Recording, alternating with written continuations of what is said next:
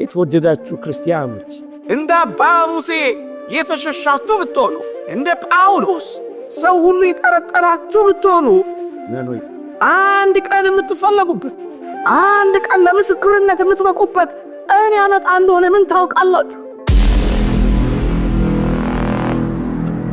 መኖይ ተቀብረን አንቀርም እንወጣለን፣ ጠፍተን አንቀርም እንገኛለን፣ ተረስተን አንቀርም እንታውሳለን፣ ተዋርደን አንቀርም እንከብራለን፣ ሞተን አንቀርም ሕይወት እናገኛለን።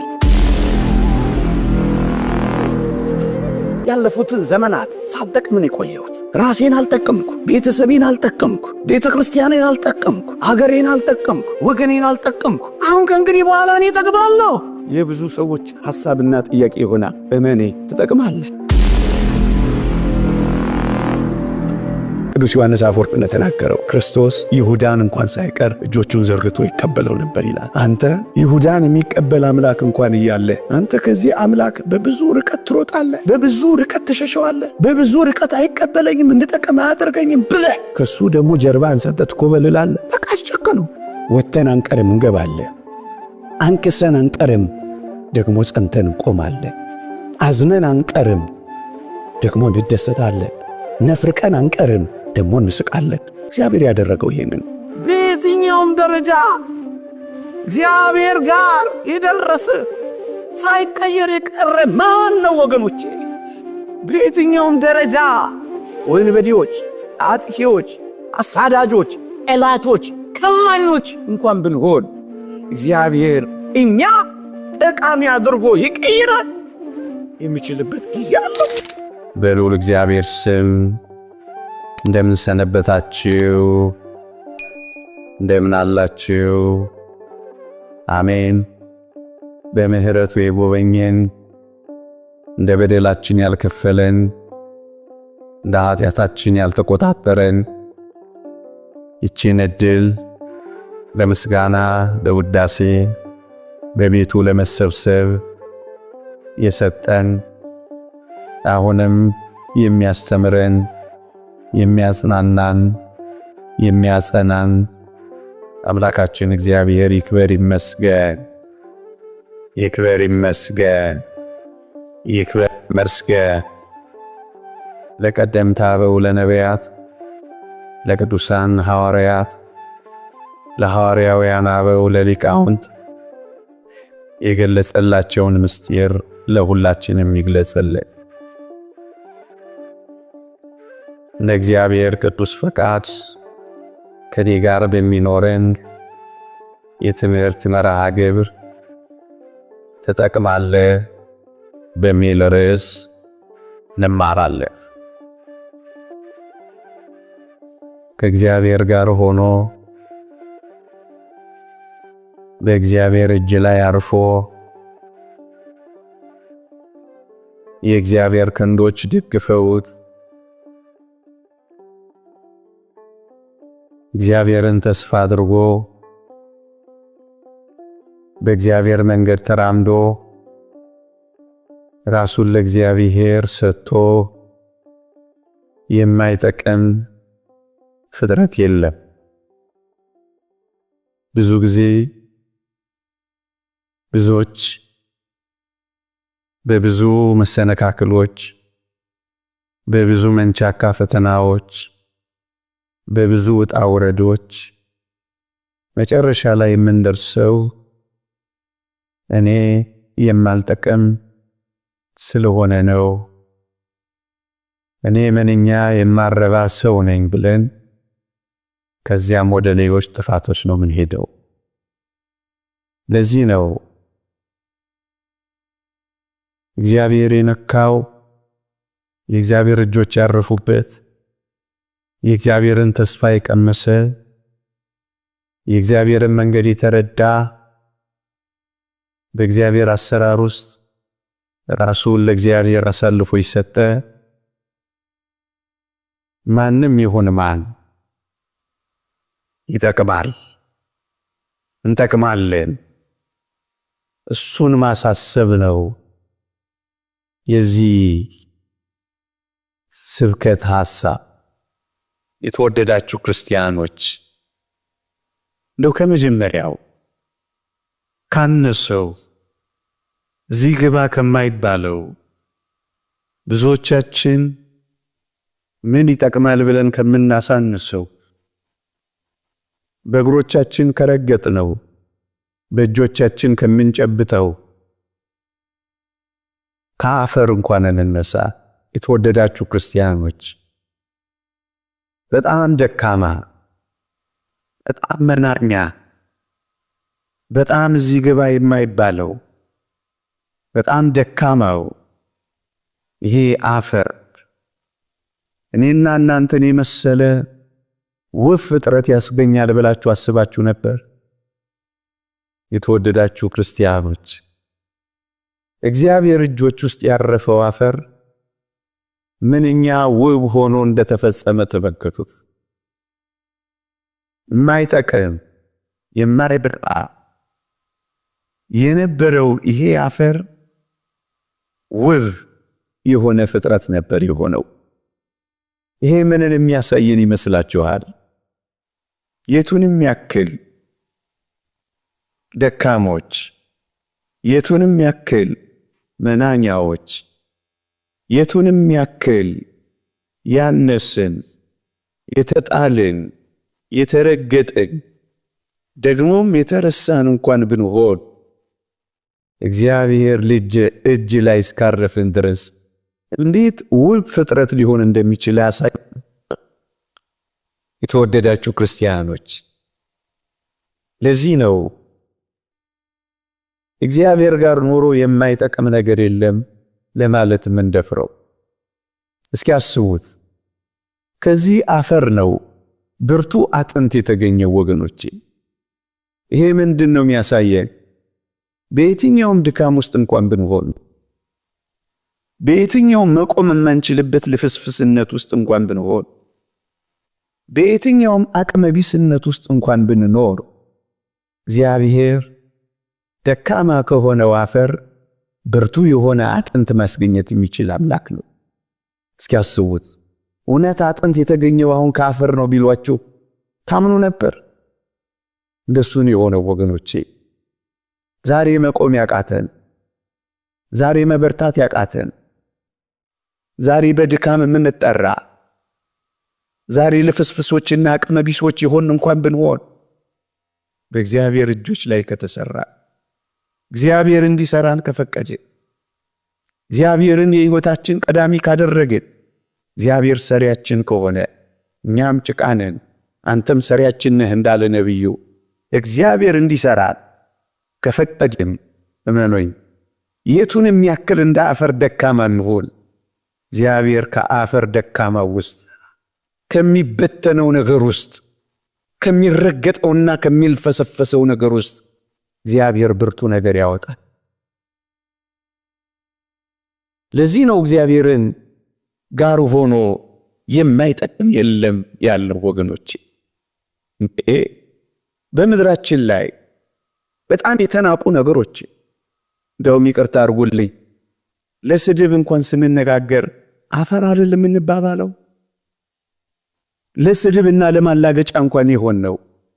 በእንደዚህ አይነት አጠራር እንኳን ልንጠራ ምንችል እንኳን ብንሆን እግዚአብሔር በዚህ በማያምር ነገር ውስጥ ውብ ነገር እንደሚሰራ እናውቃለን።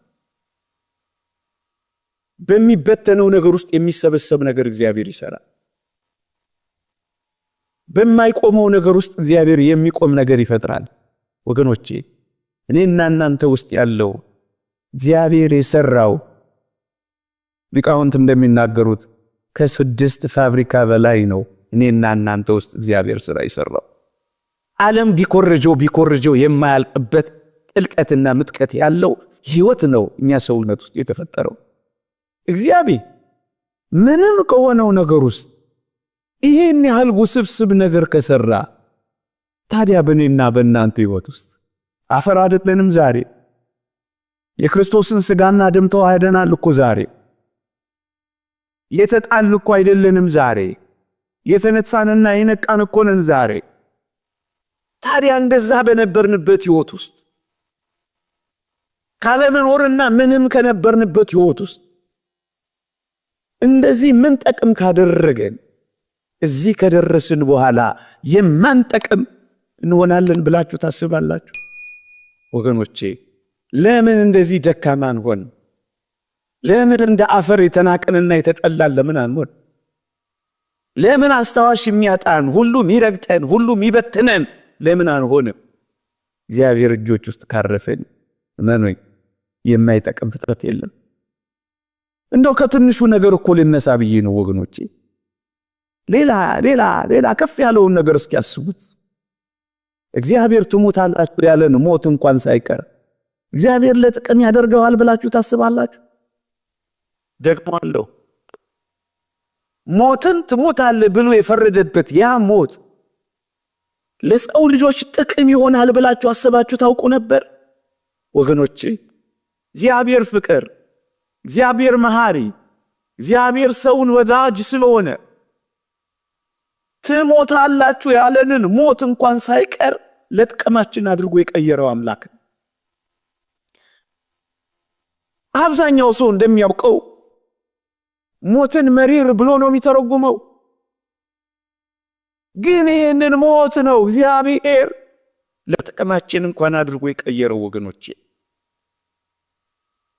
እግዚአብሔር ተናብሮት እግዚአብሔር ብሎት የማይጠቅም እንደው ክፉ ነገር እንኳን ቢሆን እግዚአብሔር ሰውን አፍቃሪ፣ እግዚአብሔርን ሰውን ወዳጅ ስለሆነ በጣም መራራ ነገሮችን እንኳን ሳይቀር አፋጭ አድርጎ ቀየረ ነው እናውቃለን። እሱም ሞትን እንኳን ሳይቀር።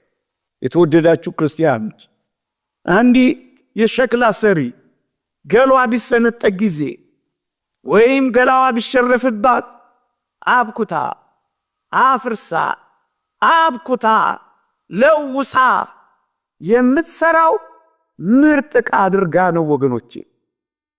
ይህንን በእኔና በእናንተ ላይ የተፈረደውን ሞት እንኳን ሳይቀር እኔና እናንተን ምርጥ ዕቃ አድርጎ ይሰራበት ዘንድ መንገድ ያደርገዋል ብላችሁ አስባችሁ ታውቁ ነበር? ለዚህ ነው የእግዚአብሔር ቃል በውርደት እንዘራለን፣ በክብር እንነሳለን፣ በመበስበስ እንዘራለን፣ ለመበስበስ እንነሳለን፣ በድካም እንዘራለን፣ በኃይል እንነሳለን አለ። የክብር ዕቃ አድርጎ ይቀይረናል አለ። ወገኖቼ በመፍረስ በኩል አለመፍረስ አይገርማችሁ? በመበስበስ ውስጥ አለመበስበስ አድርጎ ሲሰራው አይደንቃችሁ? ደካማ ሆነን በአዘር ውስጥ በመጣል ውስጥ ብርቱ ነገር ጠቃሚ ነገር ማውጣት አይደንቃችሁ? በሞት በኩል እግዚአብሔር ይሰራው ይላል። ለዚህ ነው ንዑድ ክቡር የሚሆን ሐዋርያ ጳውሎስ ካልሞትክ እኮ ሕያው አትሆንም ያለው እኮ ለዚህ ነው። መሞታችንን እንኳን ሳይቀር ለሕይወታችን ምንጭ አደረገው። በመቃብር ማህፀን ውስጥ እግዚአብሔር የሕይወት መጀመሪያ ያደረገው። ስንሞት ሕይወትን እንድንጀምር ጸጋ አድርጎ ቀየረው። ቅዱስ ባስልዮስ ዘቂሳርያ እንደተናገረው እግዚአብሔር ኃጢአትን ለማገድ ለመከልከል የሰጠው ስጦታ ቢኖር ሞት ነው ይላል። ወገኖቼ ሞት ባይኖር ነው ምንኛ ወንጀል ይስፋፋል፣ ምንኛ ስግብግብነት ይበዛል፣ ምንኛ መተላለቅ ይነግሳል። እመኑኝ ሞትን እንኳን ሳይቀር እግዚአብሔር ለጥቅማችን አድርጎት እኮ ነበረ። ታዲያ ይህንን እንደና አጋግ ያሉት ሰዎች ሞት እንዴት መሪር ነው ያሉትን ክርስቶስን ለማያ ከሱ ጋር ለመኖሪያ መንገድ አድርጎ ይቀበል ነበር ብላችሁ ታስባላችሁ? ለዚህ እኮ ነው በጣም አስደንጋጭ ፍርድ የሆነው ሞት እንኳን ሳይቀር የሚሻል መንገድ ተብሎ ለመጠራት የበቃው። ምክንያቱም ክርስቶስን ማያ መንገዳችን ሆነ። ከዚህ ሥጋዬ ከተለየው በኋላ ከዚህ ቁርበቴ ከራኩ በኋላ እግዚአብሔርን ፊት ለፊት አየዋለሁ፣ አይኖቼም ይመለከቱታል እስከ ማለት የደረሱት አባቶቻችን ሞት እግዚአብሔርን የማን መንገድ አድርጎ ለጥቅም አድርጎ ቀየራ ለወጣው። ይህንን መጣ አፋጭ አድርጎ ቀመመዋ። ወገኖቼ ይህንን ለጥቅም ያደርጋል ብላችሁ አስባችሁ ነበር? የመክበሪያ መንገዳችን ከሱ ጋር የመኖሪያ ጎዳናችን ወደ ሰማይ ርስት መመለሳችን እውነተኛውን ሕይወት መጀመሪያችን አድርጎ ቀየራ እግዚአብሔር። ለዚህ ነው ቅዱስ ጳውሎስ ለኔ ሕይወት ክርስቶስ ሞትም ጥቅም ነውና ያለው። ጥቅም አደረገው። ይህን አስባችሁ ታውቃላችሁ? ምን ሊያስበው ይችላል? በመፍረሱስ፣ በመበስበሱስ፣ በመጣሙስ እግዚአብሔር ሕይወት ይሰራል ብላችሁ ታስባላችሁ? ለኛ የሚታየ የስንዴ ዘለላዋ ፈርሳ በስብሳ የምትጠፋ ነበር የሚመስለት። መፍረሷ መበስበሷ እስከ ለመኖር ድረስ አፈር ውስጥ መላወሷ ብርሃን በሌለበት ጨለማ ሕይወት ያለ በማይመስልበት ድቅድቅ እግዚአብሔር ግን ፍሬን ያፈራ ነበረ። ይህ ምን ያሳየናል? እንደ ክርስቲያን በየትኛውም ድቅድቅ፣ በየትኛውም ጨለማ፣ በየትኛውም ሕይወት የለበትም በሚባለው ውስጥ እግዚአብሔር ሕይወት ሊሰራ የሚችል አምላክ መሆኑን አስረዳ። ይህንን ተውት። የአንደኛው መቶ ክፍለ ዘመን ሐዋርያ የሚባል አንድ ታላቅ መምህር እንደነበር እናውቃለን። ጋሽ ግርማ ይባላል። አንድ ቀን ሲያስተምረን እንዲህ አለ። እንኳን አዳም በደለ አለ። ሰው እንኳን በደለ እንኳን አዳም በደለ አለና አዳም ባይበድል ኖሮ የእግዚአብሔርን ፍቅር እንዴት ቀምሰው ነበር? የእግዚአብሔርን ፍቅር እንዴት አውቀው ነበር? አይደል ወገኖቼ? አዳም ባይበድል ኖሮ እግዚአብሔር ፈጣሪነቱን ብቻ አውቀ ነበር አለ። አከታትሎ አዳም በመበደሉ ግን እግዚአብሔር እኔ ምን ያህል እንደሚወደኝ ተረዳው። በመስጠሩ ፈጣሪነቱን ሳይ አዳም በደለና የእግዚአብሔርን ፍቅር አሳይ ብሎ ይደነቃል። እንኳን እሰይ በደለ። በመበደሉ ምክንያት እግዚአብሔር ፍቅር መሆኑን ተረዳው። ኃያልነቱን ብቻ ሳይሆን ፍቅር መሆኑን አወቅኩኝ። ምን ያህል እንደሚወደኝ እስከ ምን ድረስ እንደሚያፈቅረኝ ተረዳሁኝ አለ።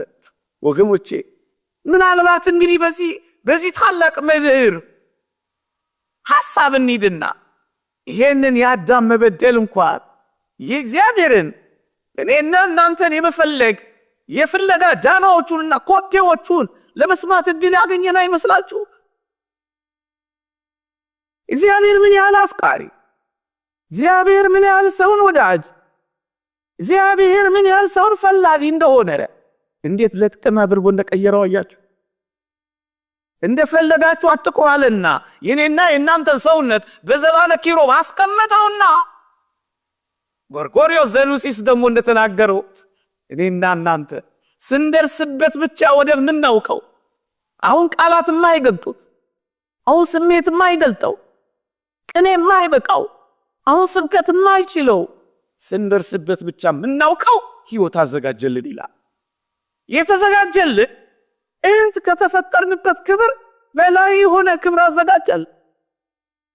አሁን እዛ ክብር ብቻ አይደለም የምንገባው፣ ወደ ማናውቀው ክብርም ጭምር ነው የምንደርሰው ወገኖቼ።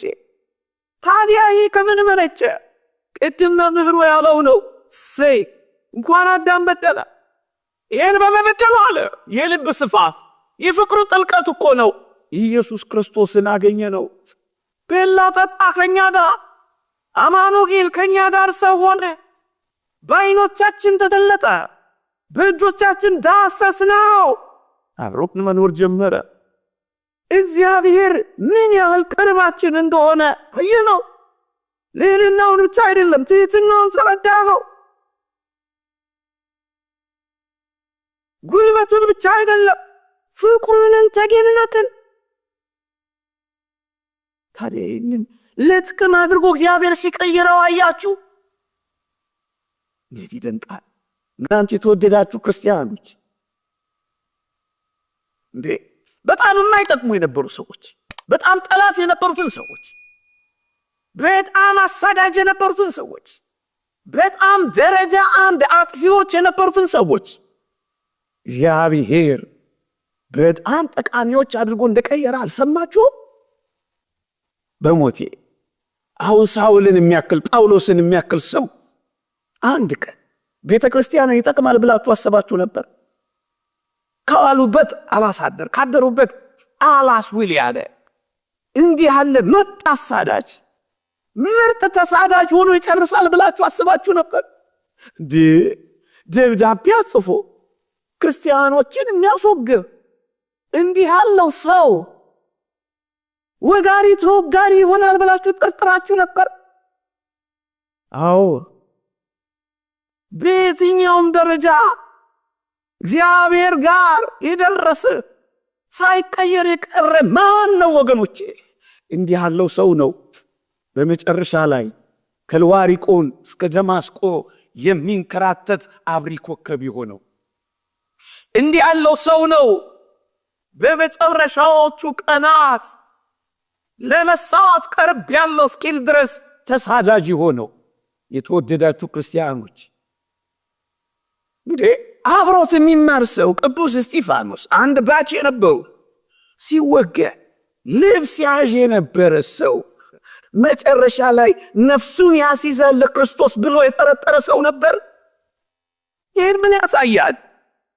በየትኛውም ደረጃ ወንበዴዎች፣ አጥፊዎች፣ አሳዳጆች፣ ጠላቶች፣ ከማኞች እንኳን ብንሆን እግዚአብሔር እኛ ጠቃሚ አድርጎ ይቀይራል የሚችልበት ጊዜ አለው፣ ዘመን አለ፣ መንገድ ያለው እግዚአብሔር። እንዴ ትንሿን ሰናፍጭ እንዲሁም ሊቃውንት ከሰናፍጭ ጋር ያነጻጽሩታል። ሐዋርያ ጳውሎስ ሰናፍጭ እኮ እዚህ ግቢ ማትባል ቅንጣት በአይን እንኳን ለመታየት የምትረቅናት ሰናፍጭ ሲተክሏት ግን ትልቅ ዛፍ ትሆንና ብዙዎችን ታሳርፍና ለብዙዎች መጠለያ ትሆናለች። ጳውሎስ እንደሱ ነው ይላሉ። በእውነት በአቴና የነበረውን ያን ዲዮናስዮስን የሚያክል ፈላስፋ ያስጠለለ እኮ እንደ ሰናፍጭ ያለው ምንም የማይጠረጥረው እኮ ሰው ነው ጳውሎስ። ቤተ ክርስቲያን እሱን ለመቀበል ተጠራጥራ ነበር ይላል አንድ ሊቅ። እንዴ እንደ ጳውሎስ የምንጠረጠር እንኳን ብንሆን እግዚአብሔር ጠቃሚ አድርጎ የሚቀይርበት ቀን ነበር። ለጥቅም አድርጎ የሚቀይርባቸው እንደ በርናባስ ያሉ ሰዎች እግዚአብሔር ነበሩት። ወገኖቼ አያችሁ፣ አሳዳጁን ተሳዳጅ፣ ወጋሪውን ተወጋሪ፣ ገዳዩን ዋች አድርጎ ሊቀይር የሚችል ጠማማውን የሚያቀና ሻካራውን የሚያለሰልስ እግዚአብሔር በእጆቹ ሲሰራ እንደ ጳውሎስ አንጸባራቂ ሰው እግዚአብሔር ያወጣ ነበር። ወገኖቼ ዛሬ አንዳንዶች ባሉበት ማንነት አይጠቅሙም ብለን ማንናገረው እኮ ለዚህ ነው ወገኖቼ። ኋለኞች ፊተኞች የሚሆኑት እግዚአብሔር ጠቃሚ አድርጓቸው። ዋና ተናጋሪው በርናባስ ነበረ። ሐዋርያት ሥራ እስከ ምዕራፍ 13 አንብቡት። በርናባስና ሳውል ሲል ታገኙታላችሁ። ሲጨርስ ግን የሐዋርያት ሥራ ከ13 በኋላ ግን ተመልከቱት፣ ሳውልና በርናባስ በሚል ተቀየረ። ሳውል የሚጠቅም ሰው ሆና እንቅልፍ እያጣ በረሃብ እየጠወለገ በጾም እየተጠለ እንደ ተራጊ ጉድፍ እየተጣለ እንደ አበደ ውሻ እየተወገደ ምን አይነት ታላቅ ቀዳሚ ሰው ሆነ መሰላችሁ? ይሄ ሆነው እግዚአብሔር ጠቃሚ አድርጎ መቀየር ስለሚችል ነው ወገኖቼ። ይሄው ጠቃሚ አድርጎ ቀየረው። ዛሬ በየትኛውም ደረጃ እንዴ አሁን እንደነ ሙሴ ጸሊም ያሉ ሰዎች ማን ጠቃሚ ይሆናሉ ብሎ አሰበ ወገኖቼ? እነዚህ ሰዎች አሁን ጠቃሚ ይሆናሉ ብሎ አሰበ። እንዴት ይደንቃል! ሰው ሁሉ የሚፈራቸው፣ ሰው ሁሉ የሚሸሻቸው፣ ስማቸውን ሲያይ የሚደነግጥባቸው፣ ሰው ሁሉ ይፈልጋቸዋል ብላችሁ ታስባላችሁ?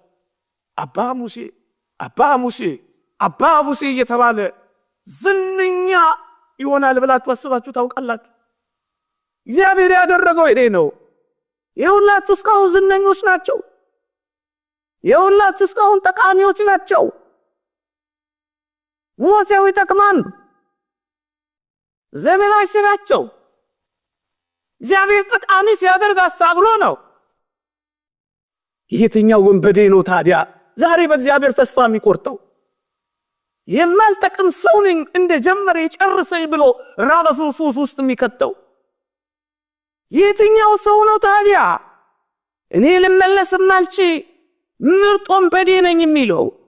የተወደዳችሁ ክርስቲያኖች እንደ አባ ሙሴ የተሸሻችሁ ብትሆኑ፣ እንደ ጳውሎስ ሰው ሁሉ ይጠረጠራችሁ ብትሆኑ፣ ነኖይ አንድ ቀን የምትፈለጉበት፣ አንድ ቀን ለምስክርነት የምትበቁበት እኔ ያመጣ እንደሆነ ምን ታውቃላችሁ?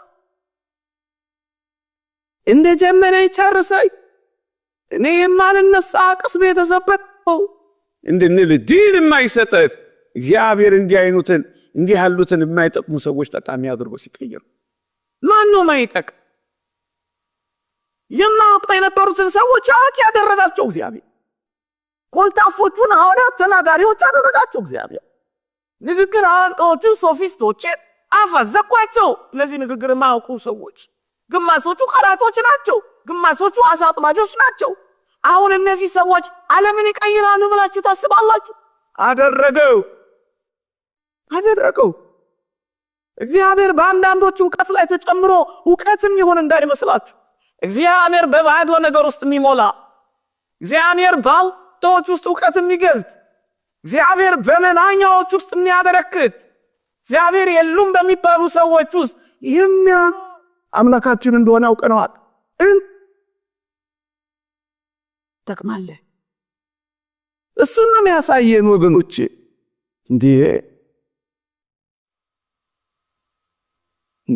መስቀሉን እስኪያስቡት ከ300 ዘመን በኋላ የክርስቶስ መስቀል ሳይፈርስ ሳይበሰብስ አይጠፋ ከ300 ዘመን በኋላ ይጠቅማል ብላችሁ ታስቡ ነበር ወገኖቼ? እግዚአብሔር ዘመን አስቀረው። የእግዚአብሔርን ሥራ ዘመን አስረጀው። እግዚአብሔር አሰራሩ ዘመን አሸንፈው። ለምን 300 ዘመን አይሆን? ረፈበት ካው ነው ማለት የዓለም በዚህ ዘመን እንደ ምድረ በዳ የሆነብን ብዙዎች አለን። የሚጠጣ ያጣ እንደ ምድረ በዳ የሆነብን አለን። የሚበላ አጣ እንደ ምድረ በዳ የሆነብን አለን። ማረሰ እንደ ምድረ በዳ የሆነብን አለን። መሰማሪያ ያጣ እንደ ምድረ በዳ የሚሆንብን አለን። ያጣ በእውነት መሸሸግ፣ ዋሻ፣ መጠለያ፣ ፍርክታ፣ ማረፊያ ያጣች ነፍስ ትኖራለች። ግን መሎይት እነዛ ምድረ በዳዎች እንደ ዳዊት ላለ እግዚአብሔርን ለምትፈልግ ነፍስ እንደ ቅድስተ ቅዱሳን የማመስገን የቅኔ ማህሌት መሆን ትችላለች። ይህ ቅኔ ማህሌት አደረጋት።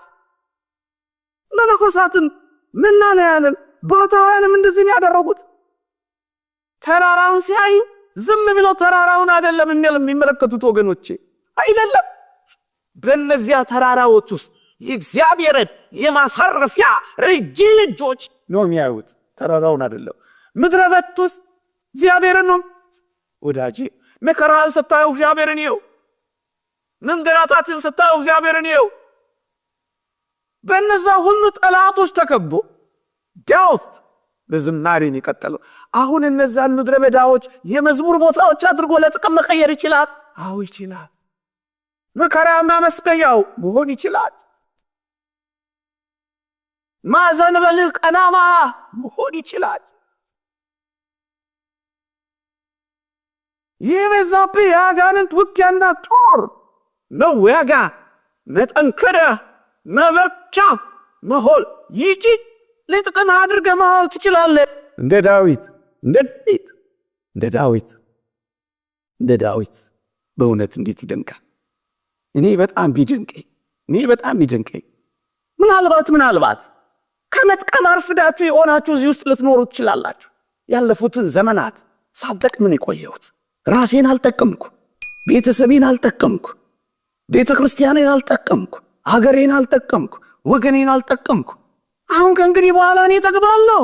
የብዙ ሰዎች ሐሳብና ጥያቄ ይሆናል። እመኔ ትጠቅማለህ። ቅዱስ ጳውሎስ አናሲሞስ ስለሚባል ሰው የጻፈው ለፊሊሞና እንዴት አስደናቂ ቃል መሰለ። እስካሁን ስላልጠቀመ ከእንግዲህ በኋላ ግን ስለሚጠቅመን ብሎ ይጻፈልህ። እንዴት ያስደንቃል! እስካሁን ሳትጠቅሚ ልትኖሪ ትችላለሽ። እስካሁን ሳትጠቅም ልትመላለስ ትችላለህ። እስካሁን አልጠቀምንም ማለት ግን ነገ አንጠቅምም ማለት አይደለም። መቼ እንዴት እንደምትጠቅም የሚያደርገው እግዚአብሔር ነው። ወደ ዝክር ቅረብ። የማይጠቅመውን ጠቃሚ አድርጎ የሚቀይረው እግዚአብሔር ነው። እዚህ ቤት ገብቶ ውሃ ሆኖ ገብቶ ጸበል ሆኖ ነው የሚወጣው። አፈር ሆኖ ገብቶ እምነት ሆኖ ነው የሚወጣው።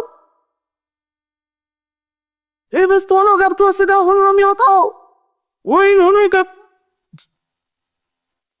እግዚአብሔር ሲል የማይቀየር ነገር የለም። ይዋቸው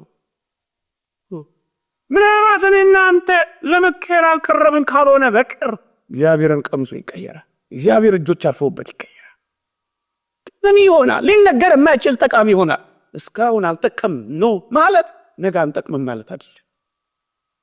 በወህኒ ቤት ምንኖር፣ እጅግ መራራ በሆኑ ሱሶች ውስጥ ምንኖር፣ እጅግ ደስ በማያሰኙ ልምምዶች ውስጥ ያለን፣ አሁን ከዚህ ውስጥ እኔ ወጥቼ ጠቃሚ መሆን እችላለሁ። ትችላለህ። ይኸው ትችላለህ።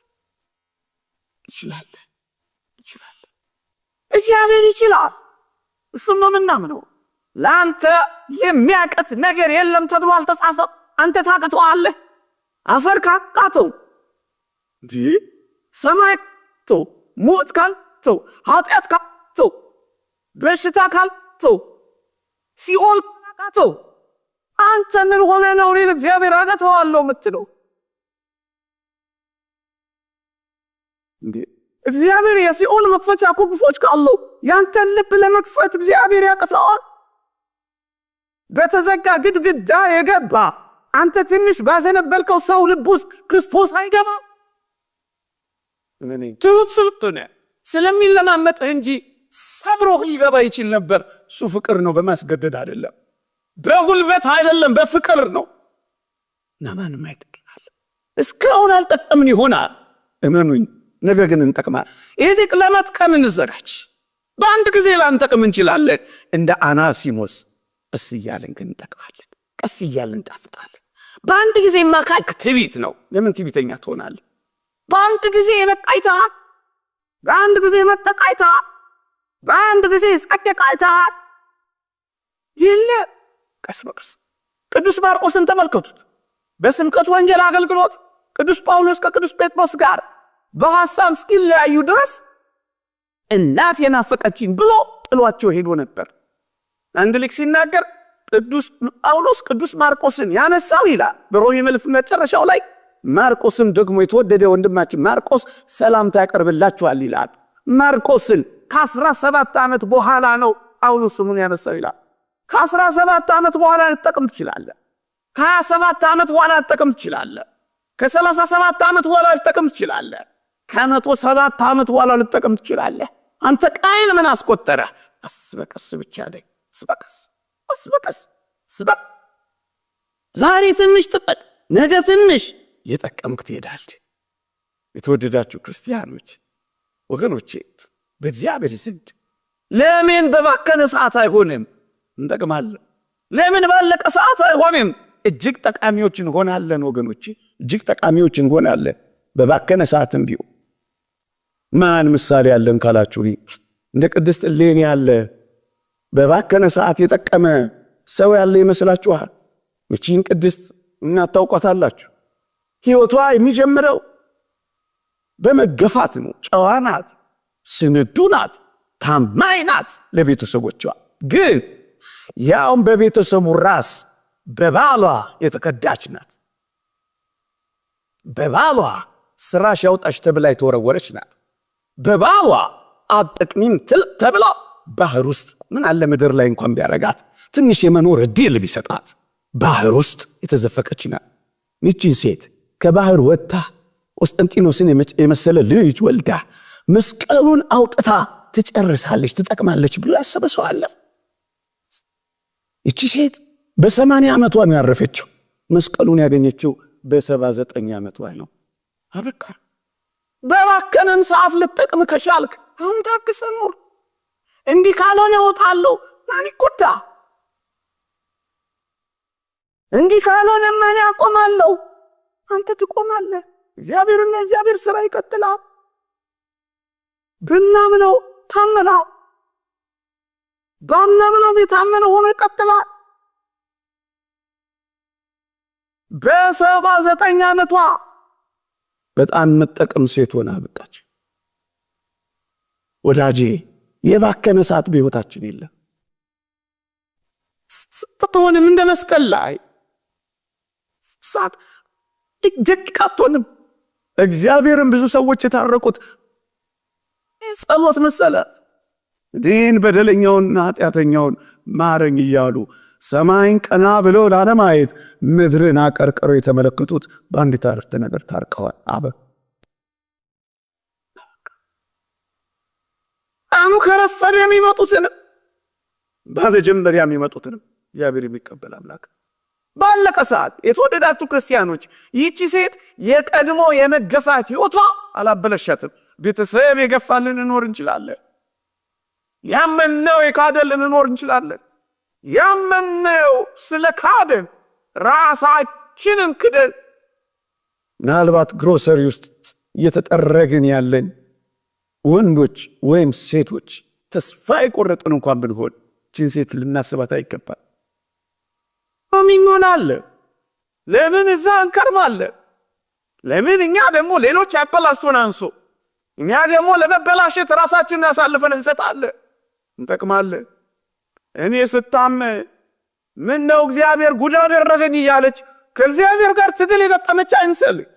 ብዙ ሰዎች እንዲህ አይነት ትግል ገጥመናል። በጣም ይደንቃል። እግዚአብሔር እኮ በእውነት ክርክር ምንገጥመው እሰጥ አገባ ምንገባው እንካመን ከምንለው አምላክ እኮ አይደለም እግዚአብሔር። እንዲህ እኛን ለማናገር መፍቀድ እንኳን አይደንቅም። እኛን ለመክት መምረጥ እንኳን እግዚአብሔር አይደንቅም። ታስበው ዘንድ ሰው ምንድን ነው? እኛን ማሰብ። የተወደዳችሁ ክርስቲያኖች ከእግዚአብሔር ጋር እጠቅማለሁ አልጠቅምም እያልን ሰጣ ገባ መግባት የለብንም። እንጠቅማለን። ምነው እንደዚህ ምነው እንደዚያ እግዚአብሔርን በአንዳንድ ነገሮች የምንሞግተውና ሰጣ ገባ የምንገጥመው እንዴት ሊሆን ይችላል? እግዚአብሔርን ያውቅ፣ አንተ ብቻ ታውቃለህ። ከኔ የሚጠበቅብኝ ራሴን ብቻ ለአንተ አሳልፌ መስጠት። እቺ ሴት ባጣችው ነገር እየተቆጨች በትናንትናዋ እየተናደለች የነገ ህልሟን ያጨለመች እንዳይመስላችሁ። ትላንት አለፈ፣ በቃ ሄደ። ነገዋን አላበላሸች። ህይወት ቀጠለ። ህይወት ይቀጥላል። ህይወቷን የቀጠለችው እንደውም በጣም የሚደንቀው ስትገፋ ወደ መስቀሉ ሄዳ መመርኮዝን ይመረጠችው። ይልቅ ወደ መስቀሉ ናናረፍ። እንደ ይሁዳ መሰቃየህን አትፈልግ። ሰይጣን በጣም ክፉን። ይሁዳ ክርስቶስን አሳልፎ ከሰጠ በኋላ ታስታውሳላችሁ፣ በጣም ያሳዝናል። ተጸጸተ፣ ደግሞ አለው ተጸጸተ። ይሄን ጸጸት ሲያይ ግን ዲያብሎስ ሌላ ወጥመድ ፈጠረ። ምን ፈጠረ? ከተጸጸተ ምን ሊያረግ ነው? ወደ ክርስቶስ ሄዶ ይቅር በለኝ ሊል ነው። ስለዚህ ዲያብሎስ ምን አደረገ? ይህን ጸጸቱን ተጠቅሞ ይሁዳን ወደ መስቀሉ ሳይሆን ወደ መሰቀያ ቦታ መራው። ለምን? ወደ ክርስቶስ ከሄደ ዲያብሎስ አንድ ነገር ያውቃል። ክርስቶስ ይሁዳን እንኳን ሊምረው የሚችል ፍቅር መሆኑን ያውቃል። ይድንበትማ። እንዳይድንበት ምን አደረገው? ወደ መስቀሉ ከመሄድ ይልቅ ወደሚሰቀልበት እንጨት መራው። ይሁዳ በዚህ ተደመደመ። በእርግጠኝነት ቅዱስ ዮሐንስ አፈወርቅ እንደተናገረው ክርስቶስ ይሁዳን እንኳን ሳይቀር እጆቹን ዘርግቶ ይቀበለው ነበር ይላል። አንተ ይሁዳን የሚቀበል አምላክ እንኳን እያለ አንተ ከዚህ አምላክ በብዙ ርቀት ትሮጣለህ፣ በብዙ ርቀት ተሸሸዋለህ፣ በብዙ ርቀት አይቀበለኝም እንድጠቀም አያደርገኝም ብለህ ከሱ ደግሞ ጀርባህን ሰጥተህ ትኮበልላለህ። በቃ አስጨከነው። ወደ መስቀሉ ሳይሆን ወደ መሰቀያው ወሰደው። ተከመረበት፣ አድብቶ ያዘው። ሰይጣን እንደዚህ ነው የሚያደርገው ወገኖች። እና በባከነም ሰዓት እንደዚች ሴትዮ እንደዚች ቅድስት እናት ልትጠቅም ከቻልክ ምን ታውቃለህ? ዝም ብለን እንመላለስ፣ ዝም ብለን እጆቻችንን ዘርጋ፣ ዝም ብለን እንለምነው፣ ዝም ብለን እንማስከነው፣ ዝም ብለን በፊቱ እንቆይ። በመጨረሻው ሰዓት አስደናቂ ሰዎች እንሆን ዘንድ ለምን እግዚአብሔርን ጠረጥረዋለን? የተወደዳችሁ ክርስቲያኖች ልድገመው እስኪ። እንደ ዮሴፍ ተረስተህ፣ እንደ መስቀሉ ተቀብረህ፣ እንደ ጳውሎስ ተጠርጥረህ፣ እንደ እሌኒም ተወርውረህ፣ እንደ ዳዊትም ተሰደህ ይሆናል። ግን በእርግጠኝነት ትጠቅማለህ። አንድ ቀን ትጠቅማለህ። የኔም ያንተም የሁላችንም ጊዜ ሲመጣ ሁላችንም ይጠቅማል። ብቻ ግን እግዚአብሔር እጆች ውስጥ ምረፍ። አውግስጢኖስ እንደተናገረው ነፍሳችን ካንተ በቀር በሌላ በማንም አታርፍም እንዳለው የነፍሳችን ማረፊያ እሱን እናድርገው። ግን እንጠቅማል። ይቀይረናል። አንቀይርም ያላችሁ አትጠራጠሩ። እግዚአብሔር ሳይቀይር ያስወጣው የለም። አንድ ነገር ግን ነግሬያችሁን ማበቃው። ምናልባት በዚህ ምድር ላይ ማንጠቅም ሰዎች እንኳን ሆነን ብናጠናቅቅ እመኑኝ የምንጠቅምበት ቀንና የምንጠቅምበት ቦታ አለ። ለዚህ ምርጥ ምሳሌ የሚሆነኝ አልዓዛር እግዚአብሔር ያሳያችሁ፣ ልዑል ያመልክታችሁ። ጠቃሚ ይሆናል ብላችሁ አስባችሁ ታውቁ ነበር? እኔ በጣም ነው የሚደንቀኝ። ሁሌ ሳነሳው ቢመስጠኝ ድሃ ነው።